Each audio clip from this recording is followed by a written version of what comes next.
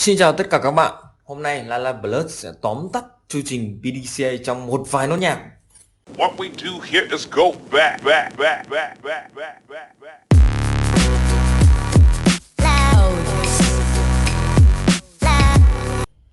Các video trước mình đã giới thiệu cho các bạn hai trong số 3 công cụ mạnh nhất của ISO 9001 rồi. Đó là suy nghĩ dựa trên rủi ro, risk-based thinking và tiếp cận quá trình, process approach. Các bạn có thể tham khảo ở link ở góc bên phải video này. Ngày hôm nay Lala Blood sẽ tóm tắt công cụ còn lại, đó là PDCA. Giả sử bạn đang kinh doanh quần áo trên Facebook, đang doanh thu rất tốt những tháng gần đây, nhưng bạn lại thấy trên bảng đánh giá thì có rất nhiều bình luận chê và bình chọn cho bạn 1 sao vì chất lượng giao hàng trễ, thái độ không tốt. Really? Bạn đang sử dụng dịch vụ ở bên giao hàng A, thấy vậy bạn quyết định dùng thử thêm dịch vụ của bên B trong tháng tới. Tức là tháng sau bạn chạy cho bên B một vài đơn nhỏ để xem chất lượng thế nào. Sau 1 tháng bạn kiểm tra những khách hàng được bên B giao hàng thì được đánh giá cao hơn hẳn so với bên A. Tháng sau bạn quyết định luôn bạn cho bên B chạy tất cả đơn hàng, loại A khỏi danh sách đối tác giao hàng của bạn. Điều bạn vừa thực hiện đó chính là một chu trình PDCA.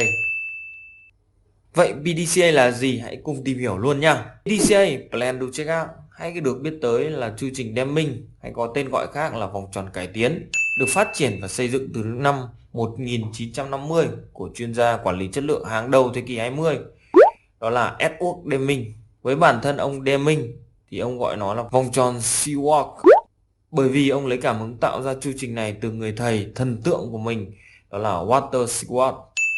Ông Deming muốn tạo ra một phương pháp có thể nhận diện được nguyên nhân gây ra sản phẩm không đạt được mong đợi khách hàng.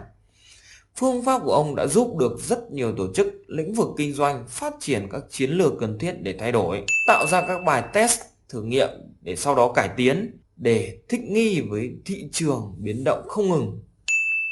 Thực ra theo tài liệu chính thống thì ông Deming tạo ra vòng tròn PDSA, tức là Plan, Do, Study, Act. Còn vòng tròn PDCA là một biến thể khác do người Nhật cải tiến.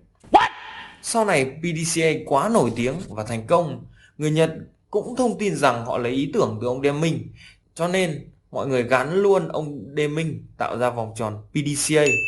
Nếu các bạn muốn tìm hiểu rõ hơn thì comment phía dưới, mình sẽ làm một bài phân tích sâu về PDCA và PDSA ở video sau.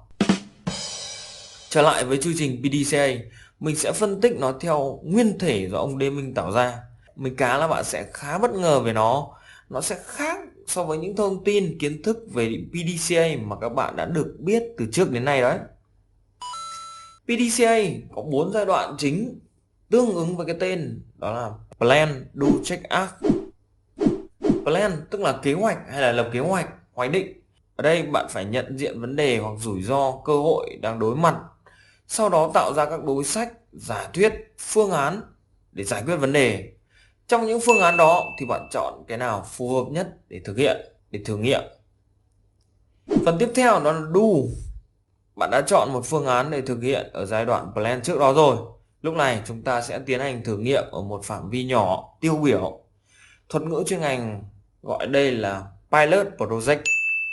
Giai đoạn này sẽ giúp bạn đánh giá sự thay đổi phương án của bạn có đạt được kết quả đầu ra như mong muốn hay không, mà không ảnh hưởng đến toàn bộ phần còn lại của hệ thống nếu thử nghiệm này không thành công. Vì bạn chỉ chạy pilot cho một phạm vi nhỏ của hệ thống thôi mà. Ví dụ bạn có thể chọn một bộ phận nhỏ của tổ chức lớn, một phòng nhỏ của một team, một cá nhân điển hình của một nhóm. Bạn chạy pilot và thu thập dữ liệu cần thiết để xác định phương án đó có hiệu quả hay không, và bạn sẽ dùng nó ở bước tiếp theo. Lưu ý phần do thực hiện này có nghĩa là thử, try, thử nghiệm là test trong tiếng Anh. Giai đoạn tiếp theo, check, kiểm tra, hay cái gốc của Deming là study, học, ngâm cứu. Ở bước này bạn sẽ phải phân tích kết quả của dự án pilot với mong đợi và mục tiêu đặt ra ở bước 1 để kiểm tra xem, để xác định nó có hiệu quả và hiệu lực hay không. Nếu không thì quay trở lại bước 1 để chọn một phương án khác. Còn nếu có thì ta chuyển sang bước 4. Bạn có thể quyết định thử nghiệm ở các phương án pilot khác nữa, lặp lại nhiều lần phần do và phần check này. Chúng ta sẽ không thể giải quyết được vấn đề nếu không tìm ra được một giải pháp thỏa đáng nhất. Lời khuyên cho bạn này, chỉ chuyển sang giai đoạn cuối X khi mà phương án pilot của bạn làm bạn happy về kết quả được tạo ra. Nhớ nhá, happy vào. Giai đoạn thứ tư, X, hành động. Đây là nơi bạn áp dụng phương án pilot của bạn cho toàn bộ tổ chức và công ty.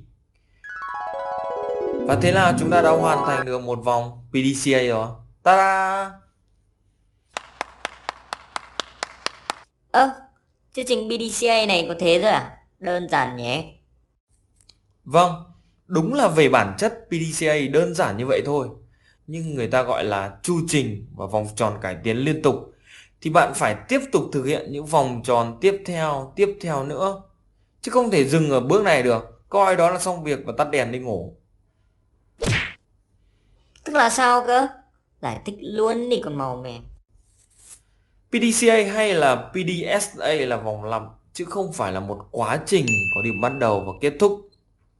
Ở bước X hành động này bạn đã áp dụng cho toàn bộ quá trình, sản phẩm, tổ chức để giải quyết vấn đề rồi. Thì có nghĩa là các quá trình, sản phẩm của bạn đã được cải tiến. Tức là nó sẽ lên một cấp độ mới. Thuật ngữ đó là một baseline mới. Nó lên một đẳng cấp cao hơn so với cái cũ trước cải tiến rồi. Thế nên nó sẽ có những vấn đề khác nữa phát sinh trong quá trình hoạt động. Và bạn sẽ phải áp dụng vòng tròn PDCA này để giải quyết và cải thiện các quá trình. Và cứ như thế bạn sẽ ngày càng nâng cao được chất lượng, giá trị cho sản phẩm và tổ chức của mình. Ôi vi diệu quá ha. Như vậy mình đã tóm tắt PDCA qua một vài nốt nhạc rồi. Ở video tiếp theo mình sẽ so sánh về các chu trình PDCA, PDSA và SECA cho các bạn. Nhớ like và đăng ký kênh để không bỏ lỡ video nào mới của Lala Plus nhé. Xin chào và hẹn gặp lại các bạn ở video tiếp theo nha. Bye bye. Savannah, I'm coming